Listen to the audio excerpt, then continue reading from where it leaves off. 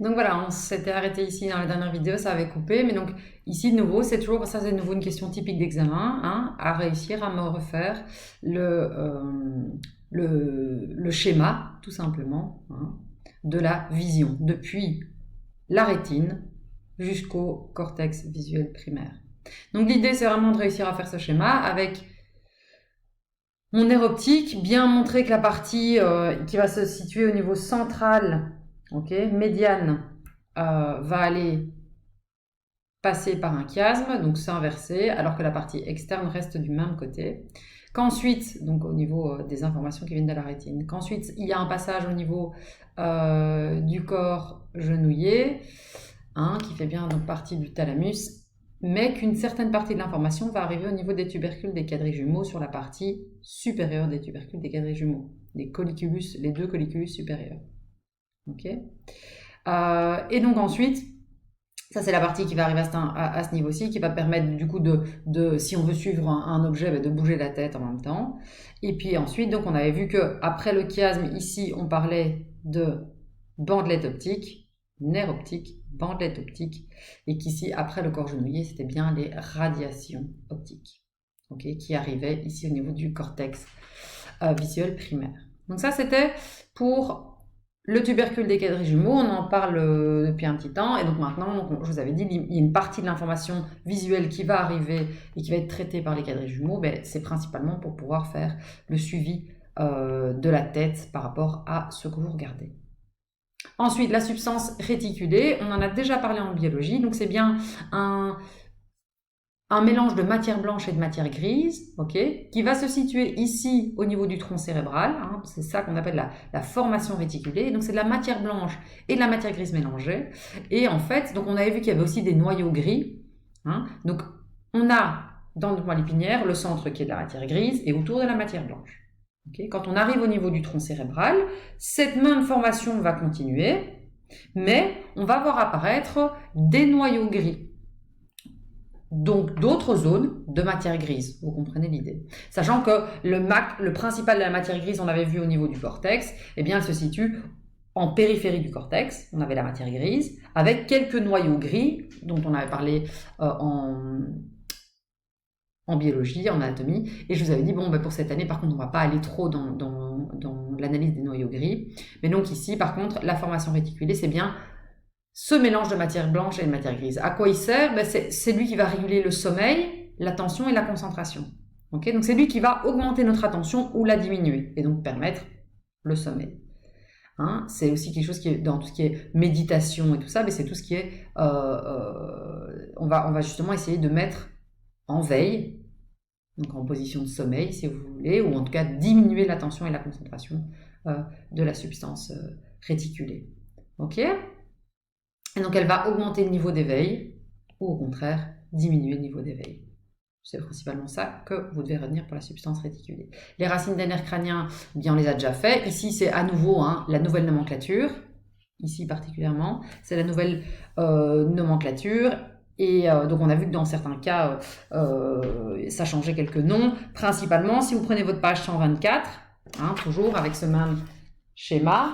Si vous voulez changer les noms qui posent problème, donc par exemple le nerf pathétique en réalité c'est le nerf trochléaire maintenant, donc c'est de nouveau un vieux syllabus. Donc le nerf pathétique, on n'utilise plus le mot pathétique mais trochléaire. Vous pouvez utiliser encore pathétique, la plupart des schémas sont comme ça, c'est pas très grave, mais donc le nouveau nom c'est trochléaire. Le nerf 6, oculomoteur externe, on l'appelle maintenant le nerf abducens. Tout simplement, c'est parce qu'il permet l'abduction. Ensuite, on va avoir lequel qui pose le spinal ou le laryngé qui maintenant est donc l'accessoire qui est ici. Donc c'est l'abducens qui change pour l'oculomoteur externe. L'accessoire, donc c'est l'ancien nom pour spinal et laryngé. Et alors, j'avais dit qu'il y avait encore un qui changeait. Oui, le trochléaire, ici. Qui est l'ancien pathétique. Trochléaire qui va donc permettre le mouvement du grand oblique. Donc, cette page-là, vous devez absolument l'étudier. Je fais des capsules de 15 minutes, donc je ne vais pas lire avec vous toutes ces pages du syllabus. Ça, C'est à vous de les étudier. Et ça, d'office, pratiquement, vous êtes sûr d'avoir une question d'examen là-dessus. Ok? Donc, au niveau du tronc cérébral, donc on avait vu le rôle de la moelle épinière. Hein. Maintenant, on regarde le rôle du tronc cérébral. Alors oui, ici d'abord dans votre page, donc la 124, c'est le premier schéma. Vous avez donc du coup la description de chacun des nerfs jusqu'à la page 125. 124b, vous avez un deuxième schéma. Et c'est le deuxième schéma qui vous décrit les zones sensitives. Donc vous voyez les trijumeaux et on vous donne, eh bien, tout simplement, par exemple, les trijumeaux, c'est le deuxième schéma. Nerfs trijumeaux et ses 3 branches principales. Et donc on voyait que les 2 branches supérieures sont uniquement... les 3 branches pardon, sont sensitives et uniquement la branche maxillaire va être motrice. Ok. On vous donne aussi le nerf facial et le glossopharyngien. Alors de nouveau, ce schéma-ci, moi je le trouve moins clair que... où est-ce que je l'ai mis? Que celui qui est en bio et qui permet de faire un meilleur résumé. Et donc c'est cette figure-ci qui me semble beaucoup plus claire pour l'étude.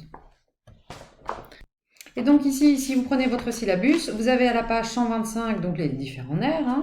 126 ça continue, et puis ensuite on voit les voies sensitives de la tête, ok, et on vous donne principalement ici les voies optiques aussi. Donc premièrement les voies sensitives, vous lisez, vous étudiez. Les voies optiques, on vous donne ce qu'on vient d'expliquer, hein. C'est ce qui était dans le PowerPoint ici. Et donc, les voies optiques, vous devez les connaître. Vous avez la 126A, à nouveau, un dessin des différentes voies optiques. C'est ce schéma-là que vous devez être capable de faire. Ok. Et avec explication à la page 127. Ensuite, on vous parle des voies vestibulaires. Vous verrez dans le syllabus de bio aussi, on voit bien qu'on a notre nerf auditif qui est le nerf 8. Ok. Le nerf 8, nerf auditif, eh bien, c'est un nerf sensitif, mais qui a... Donc sa racine, on a vu où est-ce qu'elle était au niveau du tronc cérébral, mais par contre, elle aboutit à 2 endroits différents au niveau de l'oreille. Une partie, ça va réellement être la partie auditive, c'est-à-dire les sons, et l'autre, c'est la partie vestibulaire, ok. Et donc c'est ce qui va permettre l'équilibration, c'est ce qui est indiqué dans votre schéma aussi. Donc c'est vraiment ça qui va permettre de savoir si on est à tout droit ou si on est penché. Alors on n'a pas fait en anatomie la partie oreille, et donc ça c'est vraiment ce qui va permettre l'équilibration. Et on n'aura peut-être pas le temps de le voir cette année, mais en réalité c'est lié à des cristaux, okay, qui sont dans un gel relativement liquide, mais qui vont être connectés à justement des connecteurs nerveux et qui permettent de savoir si ça penche d'un côté ou ça penche de l'autre. Donc c'est l'oreille interne qui permet de savoir que ma tête, elle penche de ce côté-ci ou elle penche de ce côté-là. Tout simplement, mais parce qu'il va y avoir un déplacement de liquide, okay, qui eux-mêmes, donc ce déplacement de liquide, okay, va faire bouger des récepteurs nerveux qui vont comprendre qu'on n'est plus en position droite ou allongé ou quoi que ce soit. Donc ça permet l'équilibration. D'ailleurs, si ça c'est perturbé, ça va donner des problèmes d'équilibre. Ok. Donc ça c'est la remarque par rapport, donc qui est à la page 27 par rapport au nerf auditif. Alors, le rôle du tronc comme centre nerveux, ok. Donc il a un rôle aussi de conducteur, comme la moelle épinière. Donc il y a une partie qui va tout simplement venir des nerfs rachidiens, ok, ou cette fois-ci aussi des nerfs crâniens, ok, il y en a qui suivent.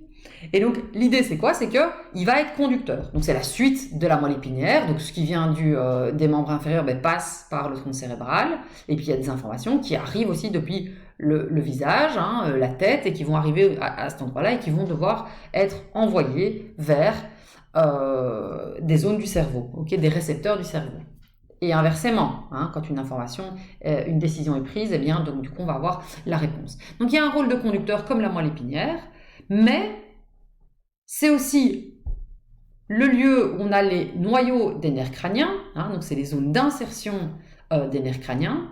On va aussi avoir des centres nerveux qui sont aussi le lieu de centres réflexes, okay, donc qui permettent certains réflexes.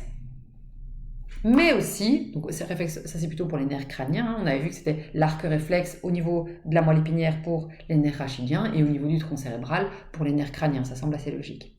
Mais aussi, on avait donc bien des noyaux de substance grise, et donc je vous ai dit, on a vu la substance réticulée qui est ici, qui permet l'état de veille ou de concentration.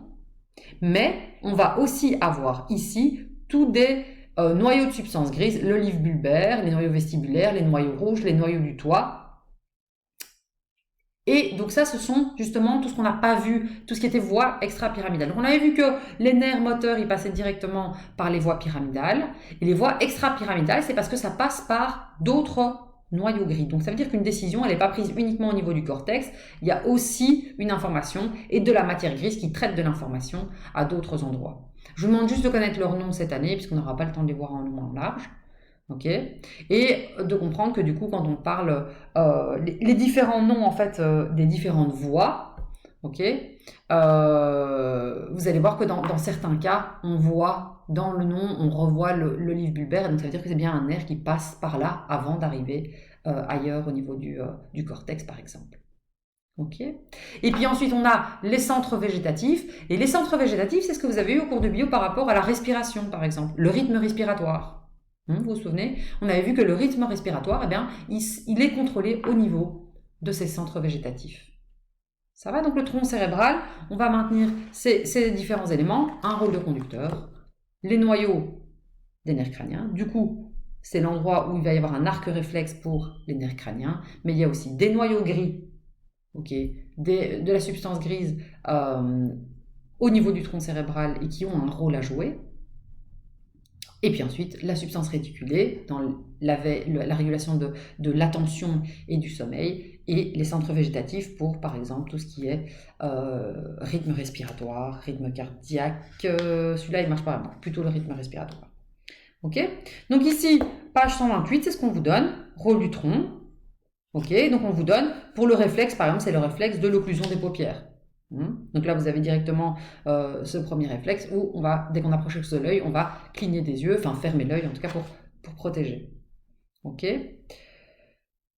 On vous donne encore d'autres informations à la page 129, les noyaux du tronc cérébral, et donc c'est les différents noyaux. Ici, je vous dis, vous ne devez pas connaître le rôle de chacun des noyaux. Donc à la page 130, on vous explique le rôle de chacun des noyaux en vous disant, ben voilà, les noyaux rouges qui corrigent le tonus musculaire et les rendent mieux adaptés à la posture, les noyaux vestibulaires qui reçoivent les fibres du nerf vestibulaire apportant un influx intervenant dans l'équilibration et exerce son influence sur la moelle par le faisceau vestibulo-spinal. Ce que je disais, quand on entend des faisceaux vestibulo-spinal, eh bien, on comprend que ça passe par les noyaux vestibulaires. Et l'olive bulbaire qui joue un rôle dans la statique, l'équilibre, le mouvement volontaire et involontaire. Donc vous voyez que ces noyaux gris, eh bien, ils ont un rôle à jouer dans l'équilibration par exemple, dans la statique, donc dans l'équilibre. On voit que le vestibulaire il a un rôle dans l'équilibre, que l'olive bulbaire a un rôle dans l'équilibre, et que les noyaux rouges, ils ont comme rôle principal le tonus musculaire. Voilà, ça c'est l'information qui est intéressante. La substance réticulée, on en a déjà parlé, et les centres végétatifs du tronc cérébral, donc mouvement respiratoire, digestif, régulation de la circulation et un grand nombre de sécrétions. Ça c'est pour mes fameux centres végétatifs. Retenez, le plus important, c'est vraiment le rythme respiratoire. Ok? Alors, on continue. Donc ça, je vous conseille de regarder cette vidéo à nouveau. Elle donne quand même pas mal d'informations.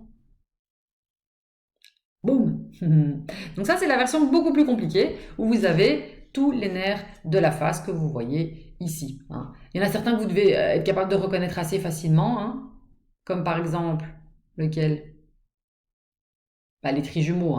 Les trijumeaux, celui-là, vous devez être capable de le voir de le retrouver assez facilement. Et donc voilà, donc ça c'est une autre vue des nerfs crâniens. De mes 12 paires de nerfs crâniens. Donc ici à nouveau, très simplement, les trijumeaux, on en a déjà parlé, donc c'est de nouveau pour faciliter votre étude. Ça vous permet de bien comprendre le rôle de chacun des nerfs. Le nerf facial. Ok.